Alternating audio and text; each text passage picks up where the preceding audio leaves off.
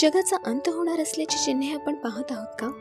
तुम्हाला माहित आहे का की बायबल या घटनांचे अचूक भविष्यवाणी करते? जगभरातील वेगवेगळ्या ठिकाणी येशू प्रकट होत आहे का? या एपिसोडमध्ये आपण बायबलमधील शेवटच्या काळातील भविष्यवाण्यांचा अभ्यास करू, ज्या येशूच्या दुसऱ्या येण्याआधी घडतात. आणि सर्वात महत्त्वाचे म्हणजे आपण यासाठी कसे तयार होऊ शकतो, या सूचना आपण शिकू. मित्रांनो, अशांततेच्या वेळी काय अपेक्षा करावी हे जाणून घेण्यामध्ये आशा आहे. सबस्क्राईब नक्की करा, मग नोटिफिकेशन बेलवर क्लिक करा, जेणेकरून तुम्हाला माझे सर्व येणारे व्हिडिओ मिळतील.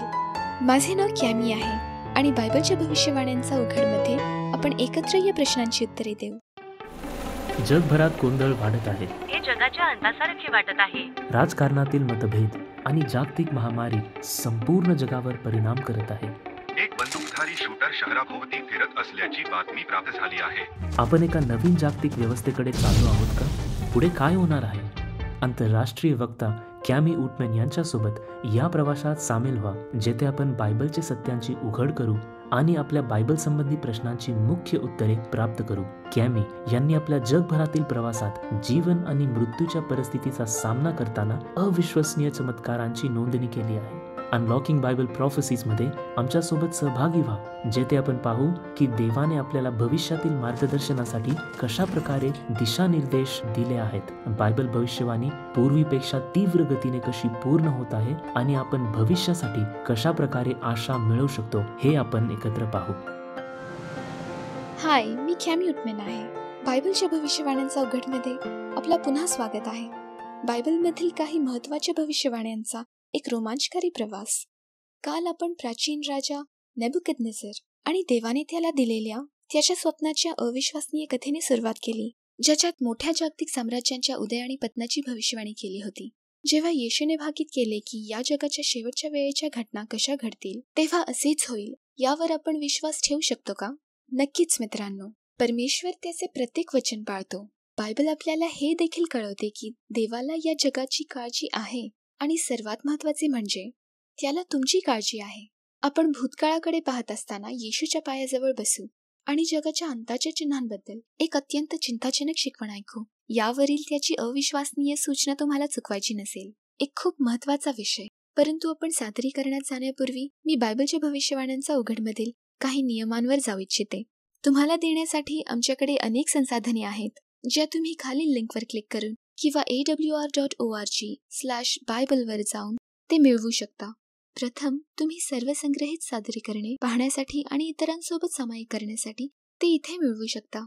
दुसरी गोष्ट, बायबलच्या भविष्यवाण्यांचा उघड ही मालिका करण्याचा आमचा उद्देश तुम्हाला आध्यात्मिकरित्या वाढण्यासाठी साधने प्राप्त करणे हे आहे. म्हणून आम्ही तुम्हाला आमच्या ऑनलाईन बायबल शाळेत प्रवेश घेण्यासाठी आमंत्रित करतो, जिथे तुम्हाला अनेक बायबल विषयांमध्ये अधिक खोलवर माहिती प्राप्त करण्याची संधी मिळेल. तिसरी गोष्ट, या सादरीकरणादरम्यान तुम्हाला प्रश्न पडू शकतात. आमच्याकडे थेट बायबल प्रशिक्षक आहेत, जे सध्या तुमच्या प्रश्नांची उत्तरे देण्याच्या संधीची वाट पाहत आहे. फक्त खालील लिंकवर क्लिक करा आणि त्यांना तुमच्याशी संवाद साधण्यास आनंद होईल. तसेच या व्हिडिओच्या चॅट विभागाबद्दल विसरू नका. आम्हाला तुमच्याशी संवाद साधायचा आहे. आपण आता दुसरे सादरीकरण चिन्हे सुरू करण्यापूर्वी प्रार्थना करूया. स्वर्गीय पिता, विश्वाचा राजा, परमेश्वरा, आज रात्री आम्ही तुमच्या समोर येत आहोत. आम्हाला तुम्ही दिलेल्या चिन्हांबद्दल जाणून घ्यायचे आहे, जेणेकरून आम्हाला त्या दिवसांसाठी कसे तयार व्हावे याबद्दल आधीच चेतावणी मिळेल. जेणेकरून आम्ही घाबरू नये, तर तुमच्यावर अवलंबून राहू. आणि आज आम्हाला तुमच्या प्रेमात आणखी खोलवर पडू द्या. तुमच्या चेतावणीबद्दल अभ्यास करत असताना आम्ही तुमच्यावर प्रेम करतो आणि तुमची स्तुती करतो. आणि जे लोक या गोष्टींबद्दल विचार करत आहेत, त्यांना आज त्यांच्या प्रश्नांची उत्तरे मिळू द्या, जेणेकरून ते तुमच्या पवित्र वचनामध्ये तुमच्याद्वारे आश्वासन मिळवू शकतील. येशूच्या मौल्यवान शक्तिशाली नावात, आमेन. आपण एका जागतिक पातळीवरील बंदी, जागतिक महामारीच्या मध्यभागी होतो. हे काहीतरी अभूतपूर्व आहे आणि बरेच लोक स्वतःसाठी आणि त्यांच्या प्रियजनांसाठी घाबरतात. संभाव्य आर्थिक आपत्ती जवळ असू शकते. किराणा दुकानातील अनेक फळ्यांचे अवरूप आता रिकामी आहेत आणि तुम्हाला जे हवे आहे शक्यता ते मिळू शकत नाही. भविष्यात काय आहे याची तुम्हाला भीती वाटण्याची शक्यता आहे. आपले मन अनुत्तरित प्रश्नांनी भरलेले आहे. अर्थव्यवस्था कोसळणार आहे का? मी माझ्या कुटुंबाचे पोट भरू शकेन का? किंवा राहण्यासाठी एक जागा असेल का? कोविड-19 साठी लसीकरण लवकर सापडेल का? जेव्हा आपण आज जगाकडे पाहतो तेव्हा हे बघू शकतो की बरेच लोक गोंधळलेले आणि त्रासलेले आहेत. सर्व पार्श्वभूमी आणि संस्कृतीचे लोक दिवसांदिवस चिंताग्रस्त होत आहेत. भविष्याकडे पाहताना ते चिंतेत आहेत. पुढे काय होणार असा प्रश्न त्यांना पडतो. बायबलची भविष्यवाणी भविष्यासाठी देवाची योजना स्पष्टपणे प्रकट करते. या मालिकेसाठी चला आपण आपल्या थीमची पुनरावृत्ती करूया.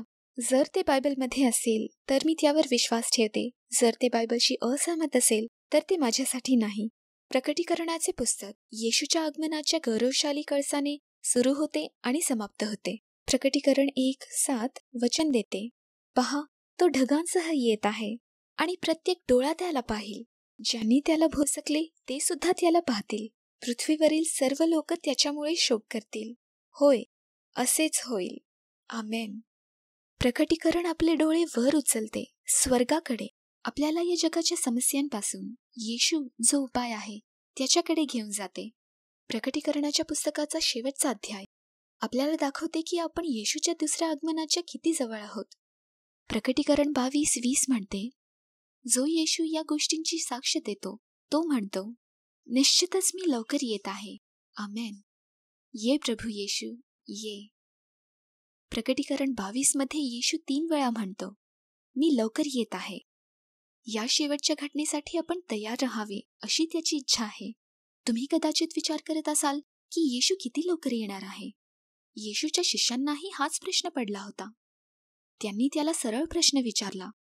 मत्तई 24:3 मध्ये, तुझ्या येण्याचे आणि युगाच्या समाप्तीचे चिन्ह काय असेल?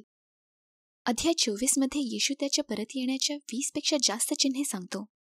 किती रोमांचक आहे ना. तो आपल्यावर इतकं प्रेम करतो की तो आपल्याला वेळेच्या अगोदरच या गोष्टी कळवतो. चला तर मग आज या चिन्हांपैकी काही एकत्र पाहूया. एका उत्कृष्ट सादरीकरणात येशूने 70 इसवी सन मध्ये येरुशलेमच्या पतनाशी संबंधित घटना जगाच्या शेवटी घडणाऱ्या घटनांशी जोडून सांगितले. त्याने त्याच्या पुनरागमनाची चिन्हे भाकीत केली जी धर्माच्या जगात घडणार आहेत, राजकारणाच्या आखाड्यात, निसर्गाच्या क्षेत्रात आणि समाजाच्या संस्कृतीत. यापैकी पहिली चिन्हे धर्माच्या जगाशी संबंधित आहेत. चला मत्तई 24:24 वर जाऊ आणि येशू कशाची चेतावणी देतो हे पाहूया. कारण खोटे ख्रिस्त आणि खोटे संदेष्टे उठतील आणि मोठे चिन्हे व चमत्कार दाखवतील. येशूच्या दुसऱ्या आगमनाआधी आपण धार्मिक नेत्यांकडून खोट्या शिकवणींचा मोठा प्रभाव घडवून आणण्याची अपेक्षा केली पाहिजे, जे खोट्या चिन्हांद्वारे लोकांना देवाच्या वचनापासून दूर नेत आहेत. सर्व चमत्कारिक कृत्ये देवाकडून होत नाही मित्रांनो. बायबल शिकवते की दुष्ट आत्मे देखील चमत्कार करू शकतात. चला प्रकटीकरण 16:14 पाहू. कारण ते भूतांचे आत्मे आहेत, चिन्हे दाखवतात, जे पृथ्वीच्या आणि संपूर्ण जगाच्या राजांकडे जातात, सर्वशक्तिमान देवाच्या त्या महान दिवसाच्या लढाईसाठी त्यांना एकत्र करण्यासाठी. पहा, हे खोटे शिक्षक त्यांच्या शक्तीचा पुरावा म्हणून त्यांच्या कथित चमत्कारांकडे लक्ष वेधतात, जेणेकरून ते जे काही शिकवतात त्यावर तुमचा विश्वास बसेल. परंतु ही चिन्हे स्त्री पुरुषांना फसविण्यास भूतप्रेरित असतील. ते बनावट आहेत. ती चिन्हे सत्याच्या जितके जवळ येतील त्याच्याहून अधिक विश्वसनीय ती बनावट दिसून येईल. म्हणूनच मित्रांनो, तुम्हाला स्वतः बायबल माहीत असणे आवश्यक आहे. कोणताही धर्मगुरू तुम्हाला बायबलपासून दूर नेण्याचा प्रयत्न करत असल्यास सावध राहा. तर मग खऱ्या शिक्षकाचे बायबलचे आदर्श काय आहे? 1 योहान 2:4 जो म्हणतो, मी देवाला ओळखतो आणि त्याच्या आज्ञा पाळत नाही, तो लबाड आहे आणि त्याच्यामध्ये सत्य नाही. म्हणून खरा शिक्षक आज्ञा पाळतो आणि सत्य बोलतो. म्हणून सावध राहा. जर कोणी तुमच्याकडे आलं, जरी ते चमत्कारिक चिन्हे सांगत असेल आणि ते आजारी लोकांना बरे करू शकतात, जर त्यांनी बायबलच्या साध्या शिकवणींकडे दुर्लक्ष केले, तर धावा, तुमच्या बायबलकडे धाव घ्या. आणि यामुळेच बायबलमधील प्रत्येक वचन स्क्रीनवर आहे, जेणेकरून तुम्ही ते तुमच्या स्वतःच्या डोळ्यांनी पाहू शकता. आणि कृपया तुमच्या स्वतःच्या बायबलमध्ये पहा. मी तुम्हाला वचन देते की या सभांमध्ये आम्ही फक्त देवाचे वचन आमचे मार्गदर्शक म्हणून वापरू. मी तुम्हाला आमंत्रित करते स्वतःहून याचा अभ्यास करण्यासाठी. माझ्या शब्दांवर असाच विश्वास ठेवू नका. तुम्ही ज्यावर विश्वास ठेवता ते सत्य आहे याची खात्री करून घेणे आवश्यक आहे, असे प्रभू म्हणतो. याची खात्री करा. धार्मिक पंथांचे नेतृत्व करणारे खोटे शिक्षक जगभरात उठत आहे. उदाहरणार्थ, शौको अजाराने स्वतःला ख्रिस्त घोषित करणारे एक पुस्तक प्रकाशित केले. त्याने जपानचा एकमेव पूर्णज्ञानी गुरु असल्याचा दावाही केला आणि देवाचा कोकरू ही पदवी घेतली. अजाराने असा दावा केला की तो त्याच्या अनुयायांना आध्यात्मिक शक्ती हस्तांतरित करू शकतो आणि त्यांचे पाप व त्यांचे वाईट कर्म दूर करू शकतो. त्याचे पुस्तक प्रकाशित झाल्यानंतर 3 वर्षांनी त्याच्या अनुयायांनी टोकियो सबवेमध्ये एक घातक वायू सोडला. 13 लोक ठार आणि हजारो लोक जखमी झाले. गेल्या 50 वर्षांमध्ये दैवी आध्यात्मिक नेते असल्याचा दावा करणाऱ्यांमध्ये झपाट्याने वाढ झाली आहे. आफ्रिकाच्या खंडावर जोसेफ किबुएटेरी आणि क्विटोनिया मिरिंडी यांनी त्यांच्या शेकडो पंथानुयायांना 3 बैलांची मेजवानी दिल्याने आणि 70 क्रेट सॉफ्ट ड्रिंक्स पिल्याने त्यांचे अग्निमय मृत्यू झाले. मृत्यूची एकूण संख्या 924 लोकांवर स्थिरावली. येशूने तसेच चेतावणी देखील दिली की शेवटच्या काळात गूढशास्त्र आणि मानसिक शक्तींची वाढ होईल. गूढशास्त्र आणि जादूवरील पुस्तकांचे लाखोंच्या संख्येने विक्री होत आहे. अलौकिक विषय आपल्या ब्लॉकबस्टर चित्रपटांमध्ये भरलेले आहेत, लोकप्रिय टीव्ही शो मध्ये दिसतात आणि इंटरनेटवर याचे प्रमोशन करणाऱ्या असंख्य साइट्स आहेत. अधिकाधिक लोक ज्योतिष, माध्यम आणि भविष्यकथन करणाऱ्यांकडे वळत आहेत. हताश लोक त्यांच्या समस्या सोडवण्यासाठी खऱ्या उत्तरांची शोध घेत आहेत, पण त्यांना त्याचा शोध ग्रहताऱ्यांमध्ये लागणार नाही. आपण पाहू शकतो हे खोटे ख्रिस्त आणि खोटे संदिष्ट हे शेवटच्या दिवसांचे लक्षण आहेत. यानंतर मत्ते 24 वचन 6 आणि 7 मध्ये येशू म्हणतो, आणि तुम्ही युद्धाच्या बातम्या व युद्धाच्या अफवा ऐकाल, कारण एक राष्ट्र दुसऱ्या राष्ट्रावर आणि एक राज्य दुसऱ्या राज्यावर उठेल. येशूने भाकीत केले होते की शेवटच्या काळाच्या अगोदर जागतिक स्तरावर आंतरराष्ट्रीय संघर्ष होतील. दुसऱ्या शब्दात जागतिक महायुद्ध होतील. मागील शतकांकडे पाहिल्यास ते इतिहासातील सर्वात विनाशकारी शतक ठरले आहे. एका समाजशास्त्रज्ञाच्या अंदाजानुसार केवळ युद्धामुळे 20व्या शतकात 180 दशलक्ष लोकांचा मृत्यू झाला. 21व्या शतकात जगभर अनेक संघर्ष सुरू आहेत, जसे की Iraq, Afghanistan, Ukraine, Yemen, Syria आणि बरेच अन्य. युद्धाच्या तांडवामुळे प्रचंड विध्वंस होत आहे. जगभर अनेक राष्ट्रांमध्ये अस्थिरता आणि अशांतता वाढत चालली आहे. लोक आशेच्या शोधात आहेत आणि खरी आशा फक्त आपल्या तारणहार ख्रिस्तामध्येच आहे. तुम्ही जगाच्या कुठल्याही कोपऱ्यात राहत असताल तरीही प्रत्येक माणूस शांततेसाठी तळमळत आहे, पण जागतिक शांतता अत्यंत नाजूक आहे. बायबल भविष्यवाणी करते की जागतिक शांतता प्रस्थापित करण्याचे सर्व मानवी प्रयत्न अपयशी ठरतील. प्रेषित पॉल 1 थेसलोनिकरास अध्याय 5 वचन 3 मध्ये याचे असे वर्णन करतो, जेव्हा ते म्हणतात शांतता आणि सुरक्षितता, तेव्हा अचानक विनाश त्यांच्यावर येईल आणि ते त्यातून वाचू शकणार नाहीत. युद्ध समाप्त करण्यासाठी करण्यात आलेल्या शांतता कराराचे एक प्रसिद्ध उदाहरण म्हणजे वर्साय करार, जो 28 जून 1919 रोजी झाला आणि त्यानंतर लीग ऑफ नेशन्सची स्थापना झाली. पण हा प्रयत्न यशस्वी झाला का? नाही. थोड्याच काळात इतिहासातील सर्वात विध्वंसक युद्ध, द्वितीय महायुद्ध सुरू झाले. यामुळे 1945 मध्ये संयुक्त राष्ट्रसंघाची स्थापना झाली. पण त्याचे सर्वोत्तम प्रयत्न देखील जागतिक शांतता प्रस्थापित करण्यात अपयशी ठरले. युद्धाने जगाला सतत ग्रासले आहे. देवाचे वचन अतिशय अचूक आहे. ते आपल्याला काळाबद्दल सांगते. इतिहासात कधीही मानवजात स्वतःला नष्ट करण्याच्या क्षमतेपर्यंत पोचली नव्हती. जेव्हा येशू पुन्हा येईल तेव्हा मानवजातीला संपूर्ण पृथ्वी नष्ट करण्याची क्षमता असेल. 100 वर्षांपूर्वी मानवजातीला ही क्षमता होती का? नाही. आज आपल्याकडे पृथ्वीच्या लोकसंख्येला अनेक वेळा नष्ट करण्याची अण्वस्त्र क्षमता आहे. येशूने वचन दिले की जेव्हा संपूर्ण जग भीतीच्या छायेत असेल तेव्हा तो हस्तक्षेप करून आपले मुक्तीकरण करील. लूक 21 वचन 26. माणसांची मने भीतीने आणि पृथ्वीवर येणाऱ्या घटनांच्या अपेक्षेने कमी पडतील, कारण स्वर्गातील शक्ती हलवल्या जातील. जेव्हा संपूर्ण जग तुमच्यावर ताण देत असेल आणि भीती तुमच्या हृदयाला घट्ट पकडते, तेव्हा तुम्ही तुमचे डोळे येशूकडे वळवायला हवे, कारण तोच खरा शांतीदाता आहे. संपूर्ण इतिहास एका महान शेवटाकडे वाटचाल करत आहे. येशू म्हणतो, या पृथ्वीवरून तुमचे लक्ष उचला आणि दैवी सत्याकडे केंद्रित करा. मी लवकरच परत येणार आहे. बायबलच्या या भविष्यवाणी उलगडल्याने खरी आशा मिळते. आतापर्यंत आपण धर्म आणि राजकारणातील चिन्हे पाहिली. आता बायबल निसर्गातील कोणती चिन्हे सांगते ते पाहूया. बायबल भाकीत करते की येशूच्या येण्यापूर्वी संपूर्ण निसर्ग बिघडलेला असेल. टोर्नेडो, वणवे, महापूर, चक्रीवादळ आणि अशा विध्वंसक घटना घडतील ज्या आपल्या कल्पनेपलीकडे असतील. या नैसर्गिक आपत्तींपैकी एक म्हणजे जागतिक उपासमारी आणि दुष्काळाचे बायबलमधील भाग आहेत. मत्ती 24:7 वेगवेगळ्या ठिकाणी दुष्काळ, महामारी, रोग आणि भूकंप होतील. आपण नेहमीच दुष्काळ आणि उपाशी मुलं पाहिली आहेत, पण आता फरक एवढाच आहे की आता हे आंतरराष्ट्रीय स्तरावर पूर्वी कधीही न पाहिलेल्या वेगाने वाढत आहे. जागतिक अन्न कार्यक्रमाच्या मते 2019च्या शेवटी 135 दशलक्ष लोक तीव्र उपासमारीच्या स्थितीत होते. पण जगभरातील अनेक देशांनी संचारबंदी लागू केल्यामुळे हा आकडा 265 दशलक्षापर्यंत वाढण्याची शक्यता आहे. या अहवालात पुढे असे म्हटले आहे की कोरोना विषाणूचा प्रभाव होण्यापूर्वीच विविध कारणांमुळे 2020 हे दुसऱ्या महायुद्धानंतरची सर्वात भीषण मानवी संकटाचा सामना करत असेल. कोरोना व्हायरसच्या कारणाने जगभर होणाऱ्या मृत्यूंची संख्या वाढत असताना वर्ल्ड फूड प्रोग्रामने इशारा दिला आहे की जगाला संभाव्य भूक महामारीचा सामना करावा लागू शकतो, कारण यावर्षी अन्नासाठी अत्यंत गरजू असलेल्या लोकांची संख्या जवळपास दुप्पट होण्याची शक्यता आहे. उदाहरणार्थ, सध्या भारतात लाखो लोक आहेत जे कोविड-19 दरम्यान आठवड्यांपासून बेरोजगार आहेत आणि उपासमारीचा सामना करत आहेत. बीबीसीच्या अहवालानुसार हे लॉकडाऊन जागतिक दुष्काळाला कारणीभूत ठरू शकते.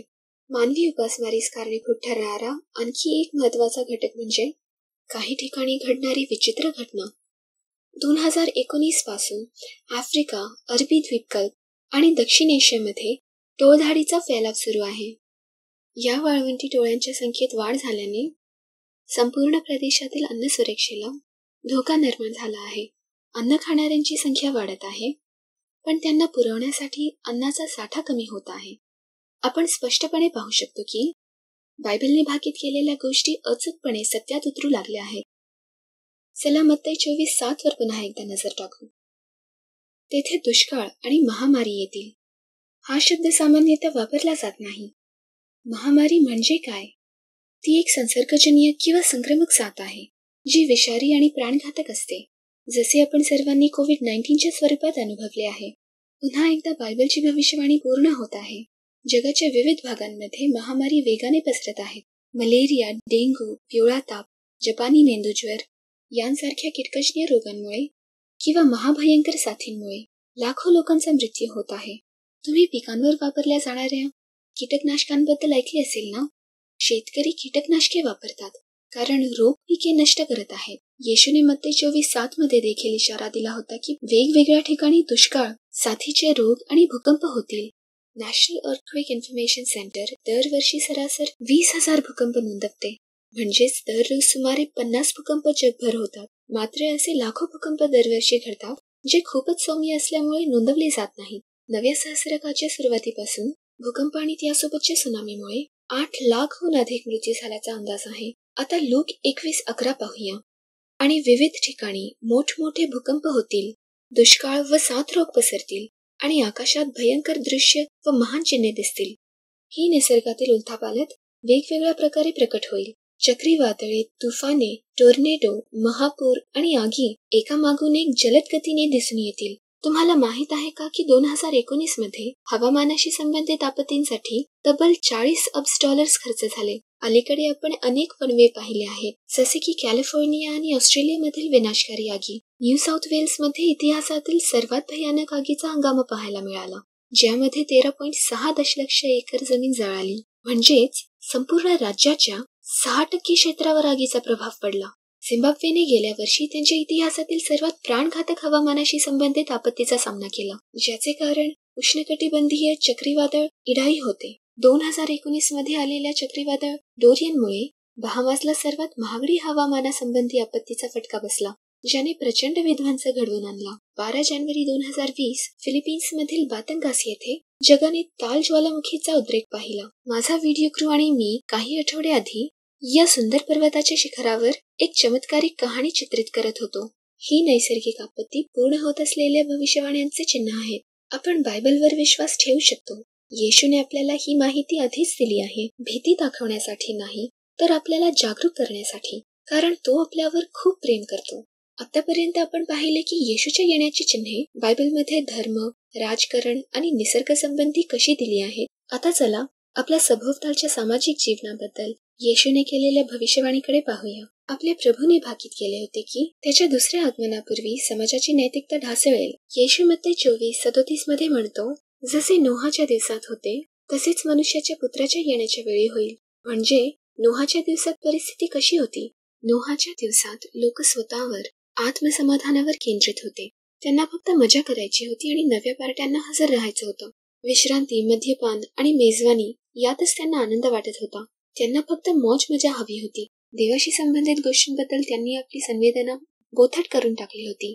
उत्पत्ती 6:11 आणि 12 मध्ये त्या काळाबद्दल असे सांगितले आहे, देवाच्या दृष्टीने पृथ्वी भ्रष्ट झाली होती आणि हिंसाचाराने भरून गेली होती.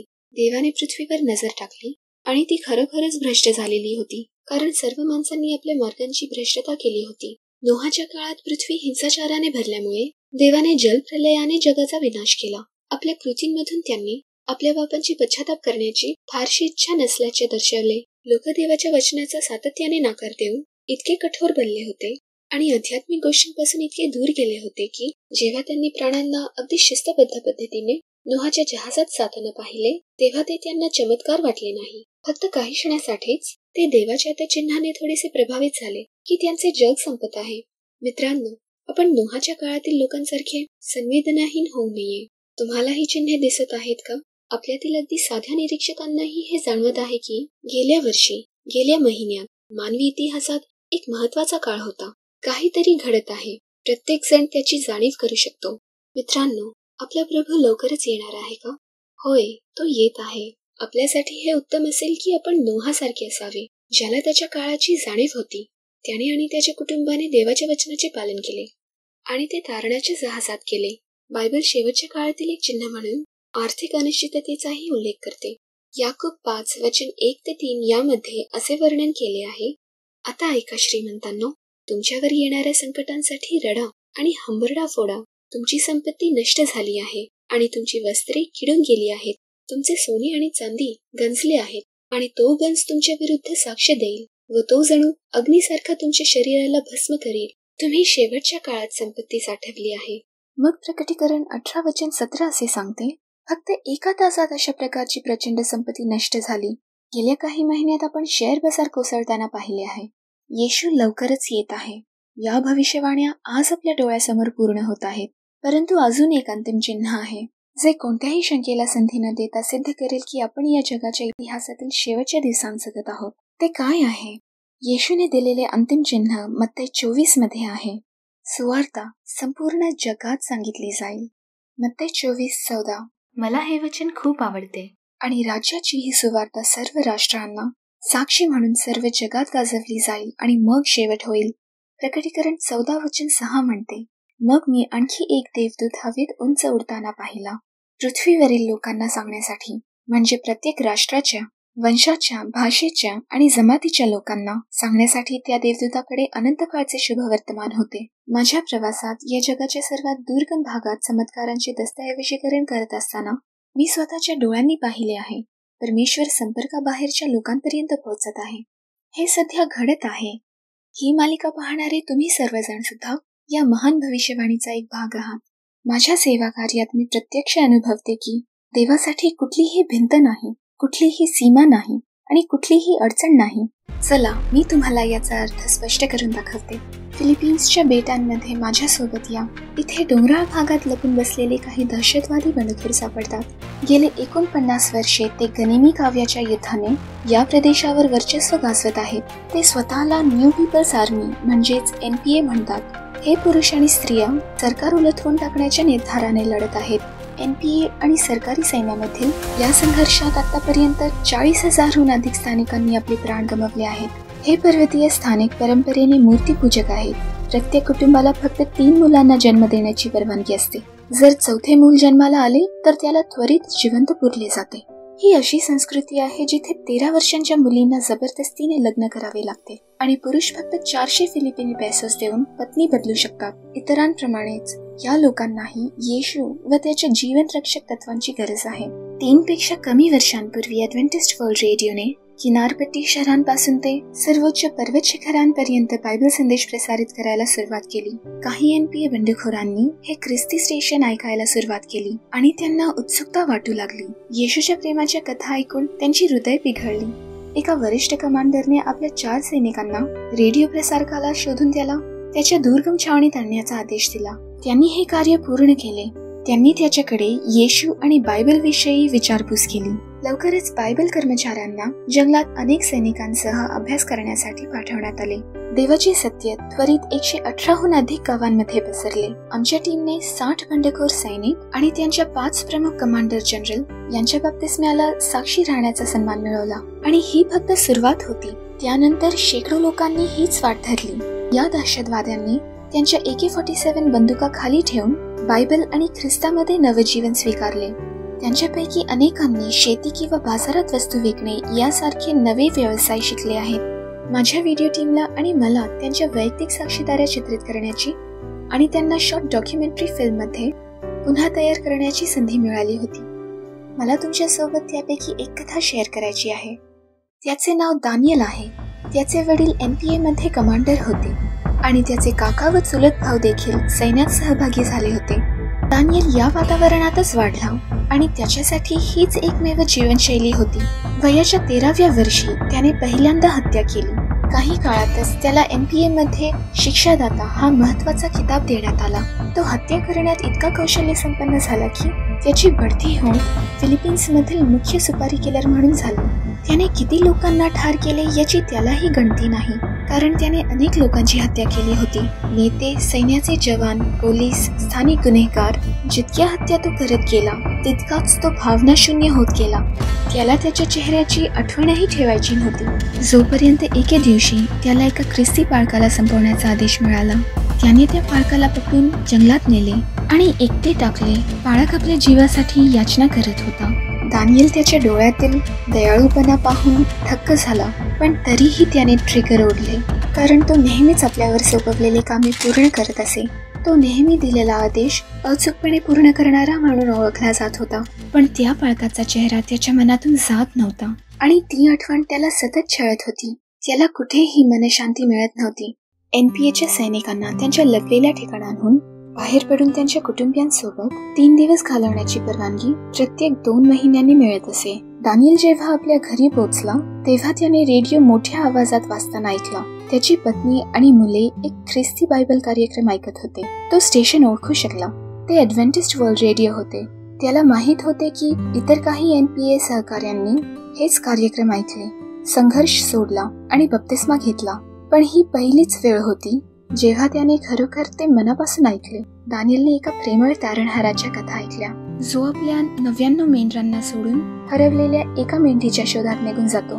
हे ऐकून दानियलच्या हृदयाला स्पर्श झाला आणि त्याच क्षणी त्याला समजले की तोच ती हरवलेली मेंढी आहे. त्याचे हृदय विरघळले. दानियल आणि त्याच्या पत्नीने बायबल अभ्यास घेतला आणि त्यांनी आणखी 4 NPA जनरल सोबत बप्तिस्मा घेतला. आता दानियल एका मिशनवर आहे, जंगलातील पर्वतांमध्ये असलेल्या हजारो NPA सैनिकांपर्यंत येशूचा संदेश पोहोचवण्यासाठी, जेणेकरून त्यांनाही शांततेने भरलेले चांगले जीवन आणि अनंत काळाच्या जीवनाची आशा मिळेल. मत्ती 24:14 सत्य होत आहे मित्रांनो. राज्याचे हे सुवार्थ प्रचार संपूर्ण जगात केला जाईल. आता माझ्यासोबत झांबियाला या दक्षिण आफ्रिकेतील एका देशात, जिथे माझे 3 व्हिडिओग्राफर्स आणि मी देशातील सर्वात उच्चतम सुरक्षिततेच्या तुरुंगात प्रवेश करत होतो. आज शिरताच त्यांनी आमचे कॅमेरा उपकरण जप्त केले आणि आम्हाला एका प्रतीक्षा कक्षात ठेवले. ड्युटीवरील रक्षकांना आमच्या आमंत्रणाबद्दल काहीच माहिती नव्हते आणि त्यांनी स्पष्ट सांगितले की त्यांच्या तुरुंगाच्या भिंतींच्या आत कोणत्याही प्रकारच्या मीडियाला परवानगी दिली जात नाही. पण जेव्हा त्यांनी पुष्टी केली की आम्ही ॲडव्हेंटिस्ट वर्ल्ड रेडिओ आहोत, तेव्हा त्यांनी आम्हाला तुरुंगाच्या आवारात सोडले. हे अगदी अभूतपूर्व होते. पहा, देवाने स्वतः मार्ग तयार केला होता, ज्यामुळे सुवार्तेचे सत्य हवेच्या लहरी मार्फत या कैद्यांच्या कोठड्यांपर्यंत पोहोचू शकले. या तुरुंगात सरासरी 2400 कैदी असतात आणि त्यापैकी 1150हून अधिक जणांनी आता बप्तिस्मा घेतला आहे. तुम्ही विश्वास करू शकता का? आणि 250 मृत्यूदंडाच्या प्रतीक्षेत असलेल्या कैद्यांपैकी 50हून अधिक जणांनी येशूला स्वीकारले आहे.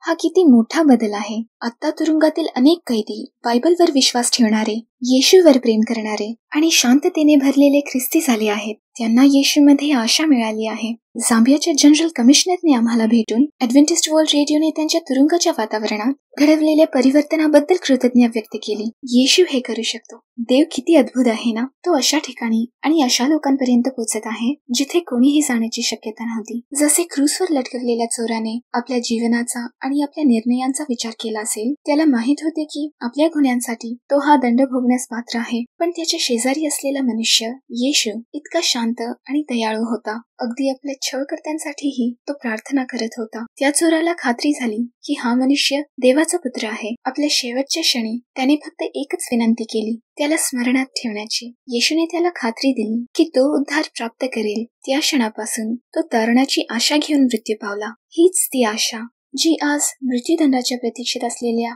या कैद्यांना मिळाली आहे. या प्रवासादरम्यान जेव्हा आम्ही झांबियातील तुरुंगाला भेट देत होतो, AWR कडे तब्बल 1070 सुवार्ता प्रचार केंद्र होती. यातील 1000 केंद्रे फक्त राजधानी लुसाका येथेच होती. असे यापूर्वी कधीही घडले नव्हते. हे सर्व लोक त्याच बायबल विषयांचे अध्ययन करत होते जे आपण आता एकत्र शिकत आहोत. 3 आठवड्यांच्या शेवटी 18,000 लोकांनी बप्तिस्मा घेतला. किती अद्भुत आहे ना. पण थांबा, देवाकडे याहूनही मोठे आश्चर्य होते. जेव्हा आम्ही संपूर्ण रवांडामध्ये सुवार्तेचे प्रचार केले, तेव्हा फक्त 3 आठवड्यांच्या शेवटी जवळजवळ 1,08,000 लोकांनी बप्तिस्मा घेतला. ऐकलत का? एका दिवसात 1,08,000 बप्तिस्मे. लोकांना बायबलमधील सत्याची तळमळ आहे. ते कोणत्याही संस्कृतीतील असोत, कुठेही राहत असोत, प्रभूची आवश्यकता ही मानवी हृदयाची नैसर्गिक तळमळ आहे. मी तुमच्या सोबत मोठ्या प्रमाणातील अद्भुत कथा शेअर करत आहे, पण हे लक्षात ठेवा, या महासंख्य बप्तिस्म्यांमध्येही देव प्रत्येकाला वैयक्तिकरित्या शोधत आहे. आता मी तुम्हाला रुबेनची कथा सांगू इच्छिते. तो अर्जेंटिनामध्ये राहतो. तो एका ख्रिस्ती कुटुंबात वाढला, पण जेव्हा त्याने स्वतःच्या स्वप्नांचा पाठलाग करत यशस्वी व्यावसायिक होण्याचा निर्णय घेतला, तेव्हा तो हळूहळू देवापासून दूर जाऊ लागला. लवकरच तो आपल्या व्यवसायाच्या शिखरावर पोहोचला. पण एका दिवशी कामावरून घरी जात असताना त्याने बस थांबवण्यासाठी आपला हात पुढे केला. ड्रायव्हरने त्याला पाहिले नाही आणि रुबेन बस खाली फरफटला गेला. जेव्हा त्याला शुद्ध आली, तो ICU मध्ये होता. त्याच्या दोन्ही पायांना गंभीर इजा झाली होती. एक फुफ्फुस कोसळले होते आणि शरीरभर अनेक दुखापती झाल्या होत्या. त्यानंतरचा काळ अतिशय वेदनादायक आणि कठीण पुनर्वसनाचा होता. पण त्या कठीण महिन्यांमध्ये एक विलक्षण गोष्ट घडली जी त्याला धीर देत राहिली. रुबेन कधी शुद्धीत तर कधी बेशुद्ध अवस्थेत होता. तेव्हा त्याने एक आवाज ऐकला, तू एकटा नाहीस, तू यातून नक्की बाहेर पडशील. त्या क्षणी त्याच्या हृदयावर एक अनोखी शांती पसरली जी त्याने कधीही अनुभवली नव्हती. त्याला आशा वाटू लागली. 4 महिने रुग्णालयात राहिल्यानंतर रुबेन व्हीलचेअरवर घरी परतला. लवकरच त्याला जाणवले की तो पूर्वीसारख्या कोणत्याही गोष्टी करू शकत नव्हता. त्या क्रिया ज्या कधी काळी त्याला आनंद देत असत. त्याने आम्हाला सांगितले की हळूहळू तो खोल नैराश्यात गुरफटत गेला. मी माझी नोकरी गमावली, पैसे गेले, व्यवसाय गमावला आणि समाजात मिळालेला सन्मानही हरवला. मी स्वतःचं अस्तित्वच हरवून बसलो होतो. त्या वेदनांच्या गर्तेत मला असं वाटू लागलं की आता जगण्यास काहीही अर्थ उरला नाही. एके दिवशी त्याने आत्महत्या करण्याचा निर्णय घेतला. तो आपल्या मनगटांना चिरण्यासाठी चाकू उचलत होता. तेव्हाच रेडिओवरील स्टेशन अचानक बदलले. हे पूर्वी कधीच घडले नव्हते. त्यामुळे तो अचंबित झाला. हे पाहून रुबेन दचकला, विशेषतः जेव्हा त्याने रेडिओवरून येणारा आवाज ऐकला. तोच आवाज जो त्याने ICU मध्ये ऐकला होता, जो त्याला सांगत होता की तू एकटा नाहीस, तू यातून बाहेर पडशील. त्याला पुन्हा रुग्णालयात अनुभवलेली तीच शांती जाणवली. ती शांती त्याच्या संपूर्ण अस्तित्वावर पसरली आणि आत्महत्येचे सगळे विचार क्षणात नाहीसे झाले. आश्चर्याची गोष्ट म्हणजे रुबेनला हे ठाऊकच नव्हते की तो AWRच्या एका नवीन रेडिओ स्टेशनच्या पहिल्याच चाचणी प्रसारणाला ऐकत होता. तो संपूर्ण दिवस ते स्टेशन ऐकत राहिला आणि पुढेही दररोज ऐकू लागला. त्याला मिळणाऱ्या संदेशांनी त्याच्या हृदयाला स्पर्श केला आणि त्याच्या मनात सत्य जाणून घेण्याची तीव्र तळमळ निर्माण झाली. आज रुबेन पूर्णपणे बरा झाला आहे. तो आता त्याच्या स्थानिक मंडळीमध्ये सक्रिय आहे आणि दर आठवड्याला बायबल अभ्यास गटाचे नेतृत्व करतो. पण सर्वात सुंदर गोष्ट म्हणजे तो दिवसभर चालू शकतो, ज्याचा तो कधी स्वप्नातही विचार करू शकत नव्हता. येशूच्या उद्धाराची सुवार्ता इतरांपर्यंत पोहोचवत. मित्रांनो, तुम्ही पाहत आहात ना, सुवार्ता रेडिओ, टेलिव्हिजन आणि इंटरनेटच्या माध्यमातून सर्व अडथळे ओलांडून पुढे जात आहे. आज अनेक लोक आपल्या मोबाईल फोनवरच बायबल संदेश आणि धार्मिक सादरीकरणे पाहू शकतात. देव प्रत्येक मार्गाने लोकांपर्यंत पोहोचत आहे. दुर्गम खेड्यांपासून ओसाड वाळवंटांपर्यंत, गजबजलेल्या शहरांपासून बंद समुदायातील श्रीमंत घरांपर्यंत आणि तुरुंगांपर्यंत सुवार्ता या अंतिम दिवसांत अद्भुत मार्गांनी पसरत आहे. इतिहासात कधीही न झाल्याप्रमाणे कोट्यवधी लोकांच्या मनात तातडीची भावना निर्माण झाली आहे. काळ बदलत आहे. या जगाच्या अनिश्चिततेकडून दूर जात लाखो लोक नव्या चिरस्थायी जगाचा शोध घेत आहेत. अनेकांनी जगभर सुवार्ता पोहोचवण्यासाठी सर्वस्वाचा त्याग केला आहे. देव आपले कार्य करत आहे. तो काहीतरी अद्भुत घडवत आहे. तो भविष्यवाणी पूर्ण करत आहे. आपण देवाच्या राज्याच्या उंबरठ्यावर उभे आहोत. येशूने मत्ते 24 मध्ये ज्या चिन्हांबद्दल आपल्याला सावध केले होते ती आता अधिक वारंवार आणि तीव्र स्वरूपात दिसत आहेत. ही मध्यरात्रीची वेळ आहे आणि देव आपल्याला त्याच्या पुनरागमनासाठी तयार राहण्याचे आवाहन करत आहे. स्वर्गात परत जाण्यापूर्वी येशूने आपल्या शिष्यांना सांगितलेले शेवटचे शब्द असे होते, मला आता तुमच्यापासून दूर जावे लागेल, पण कायमसाठी नाही. एक दिवस मी परत येईन, पण त्याआधी जग कोसळत असल्यासारखे वाटेल. राष्ट्रे एकमेकांवर क्रोधित होतील, युद्धे होतील, निसर्गही अस्थिर भासेल, भूकंप अधिक तीव्र होतील, साथीचे रोग मोठ्या प्रमाणावर पसरतील. जेव्हा या गोष्टी घडू लागतील तेव्हा बहुतांश लोक भयभीत होतील. पण माझ्या अनुयायांनी घाबरू नये. उलट हे सर्व घडू लागल्यावर तुमच्या मुक्तीचा क्षण जवळ आला आहे. म्हणून वर पहा, पहा, मी सदैव तुमच्या सोबत आहे, जगाच्या अंतापर्यंतही. हे लक्षात ठेवा, मी तुमच्यावर प्रेम करतो. येशू केवळ एकच गोष्ट इच्छितो. तो आतुरतेने वाट पाहतो की तुम्ही त्याला आपले हृदय अर्पण करावे.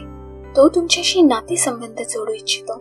त्याचे दुसरे आगमन हे तुमच्याशी होणाऱ्या पुनर्भेटीसाठीच आहे. सध्या येशूला आपले हृदय अर्पण करण्यास तुम्ही तयार आहे का? तुम्ही येशूला असे म्हणाल का, प्रभू, मी या काळाची चिन्हे पाहत आहे. हे स्पष्ट आहे की तुमचे आगमन समीप आहे आणि मी त्यासाठी तयार राहू इच्छितो.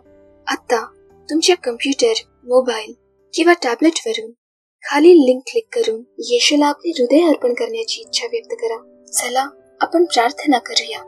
स्वर्गीय पिता, आजच्या या अशांत आणि गोंधळलेल्या जगाकडे पाहताना आम्ही तुमचे आभार मानतो की तुम्ही आधीच आम्हाला या सर्व घटनांची जाणीव करून दिली आहे. तुम्ही आम्हाला हे आश्वासन दिले की सर्व काही तुमच्या नियंत्रणाखाली आहे. कृपया आमची हृदये तुम्ही घ्या आणि आम्हाला येशूच्या लवकर येणाऱ्या आगमनासाठी तयार होण्यास मदत करा. प्रभू येशूच्या अमूल्य नावात, आमेन. मित्रांनो, विसरू नका, आमचे थेट बायबल प्रशिक्षक सध्या उपलब्ध आहेत. तुमच्या प्रश्नांची उत्तरे देण्यासाठी प्रतीक्षा करत आहेत. फक्त या व्हिडिओ खालील लिंकवर क्लिक करा. तसेच तुम्ही तिथे आमच्या ऑनलाईन बायबल अभ्यासासाठी नोंदणी करू शकता. तुमच्या सहवासासाठी मनपूर्वक आभार. आमच्या सोबत पुन्हा सामील व्हा. आपण इशारा या विषयावर चर्चा करू. आपण 3 देवदूतांच्या संदेशाविषयी शिकू आणि देवाने आपल्या पिढीसाठी दिलेल्या मार्गदर्शनाचा अभ्यास करू. हा महत्त्वपूर्ण विषय तुम्ही चुकवू नका. आमच्या सोबत बायबलच्या भविष्यवाण्यांचा उघड मध्ये सहभागी झाल्याबद्दल पुन्हा एकदा धन्यवाद. देवाचा मार्ग निवडा. देव तुमच्या सोबत असो. प्रेक्षणासाठी धन्यवाद. तुम्हाला आणखी बायबलातील सत्य जाणून घ्यायचे असल्यास कृपया खालील सबस्क्राईब बटनावर क्लिक करा. तसेच माझ्या आवडत्या व्हिडिओंपैकी एक पाहण्यासाठी इथे क्लिक करा आणि संपूर्ण मालिकेसाठी वर डावीकडे क्लिक करा. देव तुम्हाला आशीर्वाद देव.